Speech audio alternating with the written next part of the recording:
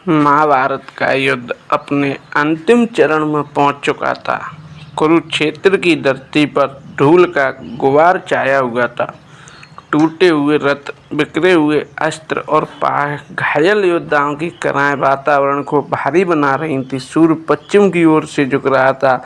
आज युद्ध का 17वां दिन था और आज आमने सामने दो महान धुरंधर अर्जुन और कर्ण दोनों अतुलनीय योद्धा थे। दोनों के महान गुरुओं के शास्त्र विद्या सीखी। दोनों के हाथों में दिव्य धनुष थे, लेकिन एक अंतर था।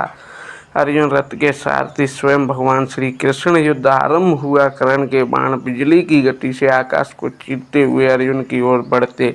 अर्जुन भी अपने गांडीव एक के बाद एक दिव्य अस्त्र चलाते। कभी कर्ण भारी पड़ते, कभी धरती कांप उठती। देवता इस युद्ध को अद्भुत देख रहे थे, क्योंकि यह केवल दो महान योद्धाओं का नहीं, यह धर्म और अधर्म, कर्म भाग्य का निर्णायक संघर्ष था। कुछ देर बाद कर्ण ने एक अत्यंत शक्तिशाली अस्त्र चलाया।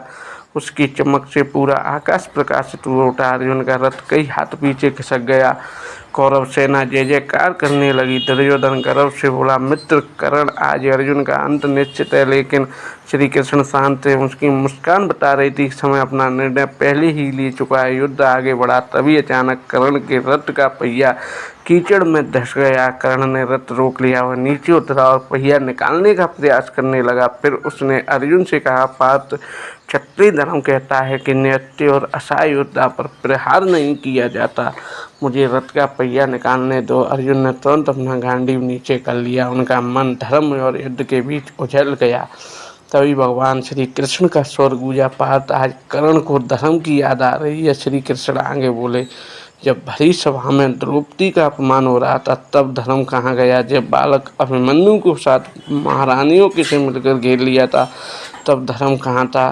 जब छल से पांडवों का राज्य छीना गया, तब धर्म की रक्षा किसने की थी? कर्ण मौन खड़ा रहा, क्योंकि वह जानता था श्री कृष्ण जो कह रहे हैं वह सत्य था।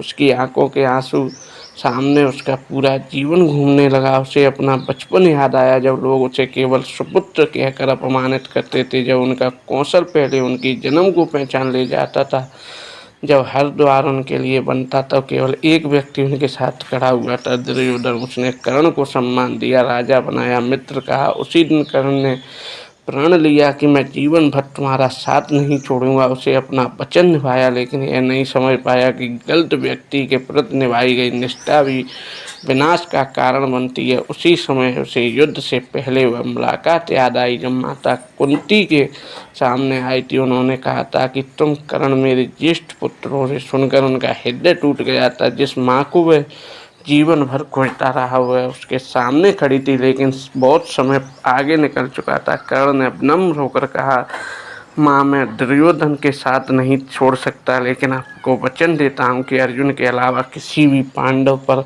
प्राणघातक अस्त्र नहीं चलाऊंगा। कुंती की आंखों से आंसू बह निकले। आज वह स्मृतियाँ उनके मन में उमड़ रही थी।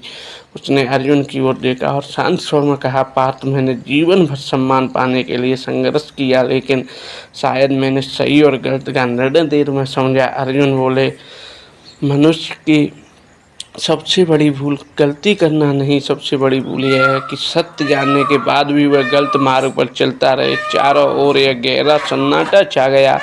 कर्ण ने आंख बंद कर ली। उसे अपना गुरु परशुराम का श्राप याद आया। उसे उस ब्राह्मण का श्राप याद आया। उसे धरती माता का श्राप भी याद आया।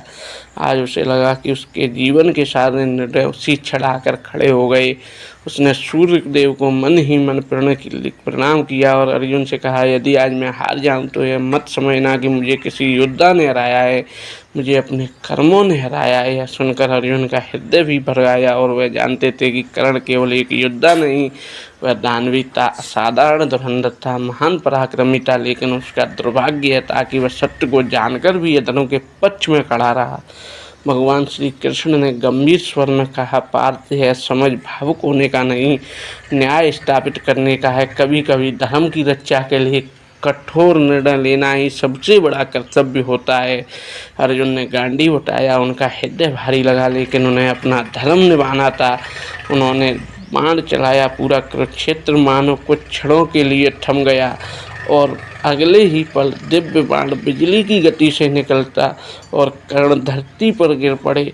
सूर्य अस्त होने लगा, आकाश लालिमा से भर आया, चारों ओर एक अद्भुत शांति छा गई। भगवान श्री कृष्ण कर्ण के समीप पहुंचे। उन्होंने कर्ण भरी दृष्टता से उनकी ओर देखा। कर्ण के चेहरे पर अब पीड़ा नहीं थी, केवल शांति थी, मानो वह अपने सभी संघर्षों से मुक्त हो चुका। उस अंतिम क्षण में कर्ण समझ चुके थे कि जीवन की सबसे बड़ी विजय शक्ति धन या प्रसिद्ध नहीं होती। सबसे बड़ी शक्ति विजय सत्य, धर्म और सबसे सत्य को पहचान कर उससे मुख मोड़ लेना होता है।